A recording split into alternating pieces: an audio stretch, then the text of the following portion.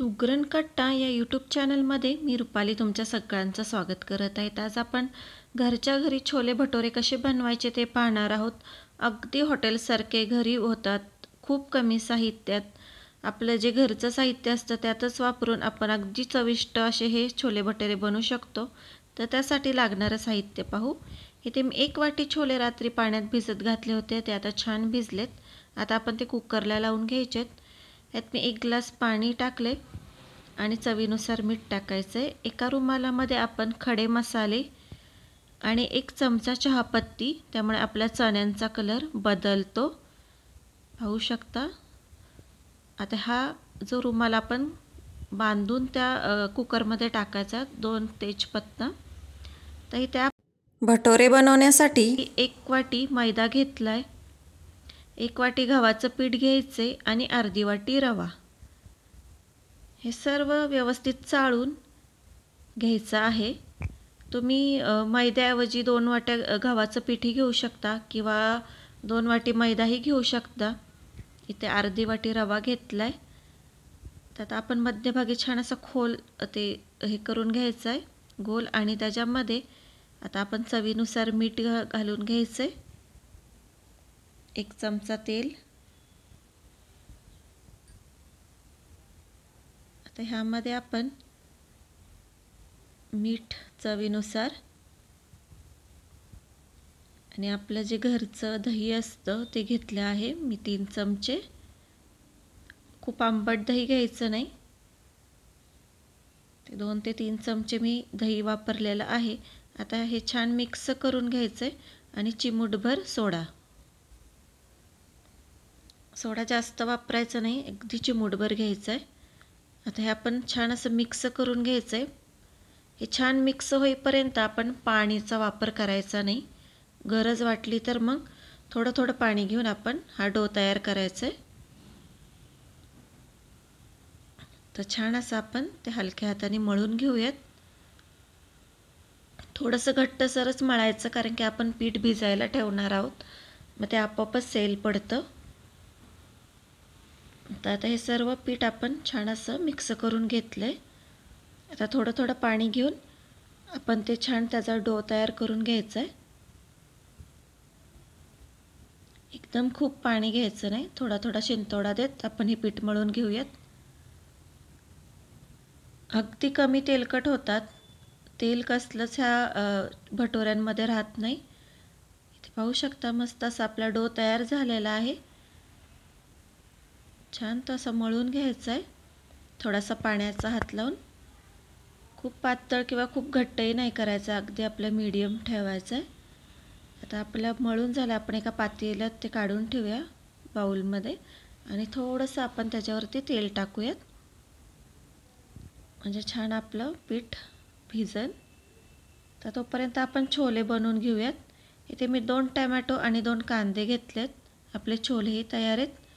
आता ही जी पुरचुंडी बांधून टाकली होती ती काढून टाकायची, आणि तुम्ही पाहू शकता चहापत्तीने आपल्या छोल्यांचा कलर बदललेला आहे. आता मी कांदा छान अशी पेस्ट करून घेतली. तर एका कढईमध्ये 2 ते 3 चमचे तेल घेतलेत, आणि आपण जो कांदा घेतला होता 2 कांदे ते वाटून घेतलेत. त्यातच मी आलं आणि लसूण छान बारीक करून घेतलंय. आता हे छान असं आपण मिक्स छान भाजून घ्यायचे, आणि ह्यात मी 2 ते 3 हिरव्या मिरच्या टाकल्यात. कांद्याला आपलं पूर्ण पाणी सुकेपर्यंत छान परतून घ्यायचं आहे. अगदी त्यातला पाण्याचा अंश पूर्णपणे गेला पाहिजे. आणि इथे 2 टोमॅटोची प्युरी घेतलेली आहे. हे ह्याच्यातलं पूर्ण पाणी जोपर्यंत सुकत नाही तोपर्यंत हे कांदा आणि टोमॅटोची जे आपलं मिश्रण आहे ते छान असं सुकून घ्यायचं आहे. त्यातलं पाणी पूर्ण सुकून गेलं पाहिजे आणि छान असं तेल सुटलं पाहिजे. आपण जेवढं हे परतू तेवढीच आपली भाजीची टेस्ट वाढते. इथे पाहू शकता मस्त असं पाणी सुकत आलेलं आहे. पूर्ण थिक करून घ्यायचं आहे, त्यात पाण्याचा अंश थोडाही राहिला नाही पाहिजे. आणि मी बिन पाणी वाटताच हे वाटून घेतलं होतं कांदा आणि टोमॅटो. त्यात आपण 1 चमचा हळद, 2 चमचे काश्मीरी लाल मिर्च आणि 1 चमचा आपला घरगुती मसाला वापरलेला आहे. ते छान मिक्स करून घ्यायचं आहे. ह्यामध्ये आपण 1 चमचा गरम मसाला, 1 चमचा चाट मसाला आणि 1 चमचा किचन किंग मसाला वापरला आहे. ते सर्व छान असं परतून घ्यायचं आहे तेल सुटेपर्यंत.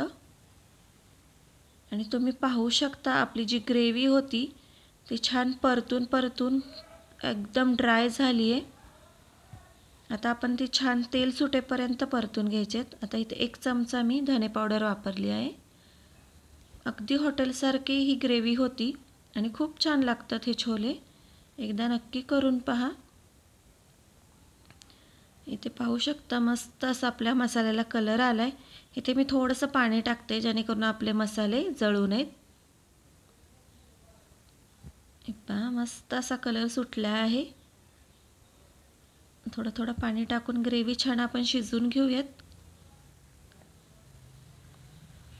पहा मस्त अशी आणि खमंग असा ग्रेव्हीचा वास सुटला आहे आपल्या.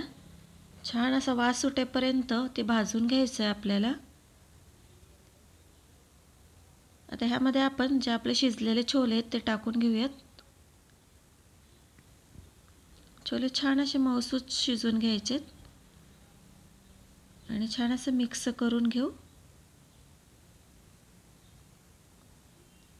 ते पाहू शकता मस्त असा आपल्या छोल्यांना कलर आलेला आहे आणि दिसतातही छान.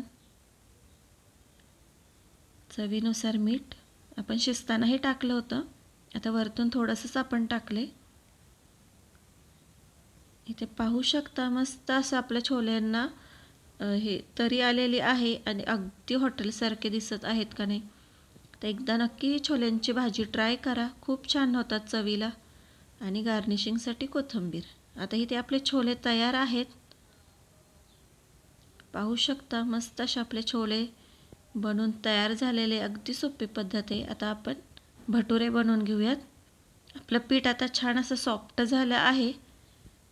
त्यात आपण छान असं मळून घेऊन आपल्याला जेवढे लहान मोठे जसे भटुरे बनवायचे तसे आपण गोळे करून घ्यायचेत. ह्याच्यापेक्षा लहानही करू शकता किंवा ह्याच्यापेक्षा मोठे. आपण हॉटेलमध्ये खातो तो खूप मोठे असतात. इथे मी मीडियममध्येच करून घेतलेत. खूप मोठे नाही खूप छोटेही नाही. छान आपण पुरी लाटतो त्याप्रमाणे लाटून घ्यायचेत.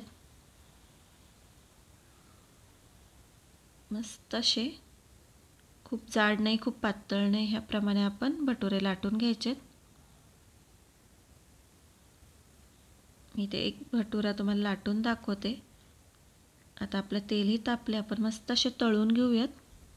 पाहू शकता मस्त असे फुलतात ते आणि खायलाही तेवढेच छान लागतात. टम्म फुगलेत अगदी आपले हे भटुरे. तर आपण इथे दुसराही भटुरा तळून पाहूयात. छान फुलतात. एकदा नक्की ही रेसिपी ट्राय करा. हे पहा मस्त असे फुलून तयार होतात. तुम्ही ह्याच्यापेक्षाही मोठे करू शकता. अगदी आपली चपाती साईज लाटून. पण त्यासाठी भरपूर अशी मोठी कढई लागते. त्यामुळे मी ते मीडियम साईजचेच भटुरे बनवले आहेत आणि अजिबात तेलकट होत नाहीत. तर तुम्हाला जर ही रेसिपी आवडली असेल तर चॅनलला लाईक शेअर आणि सबस्क्राईब करा. तुम्ही पाहू शकता मस्त असे आपले भटुरे झालेत. पाहू शकता अजिबात तेलकट नाही. हे पहा. तुम्हाला ही रेसिपी आवडली असेल तर चॅनलला लाईक शेअर आणि सबस्क्राईब करा. धन्यवाद.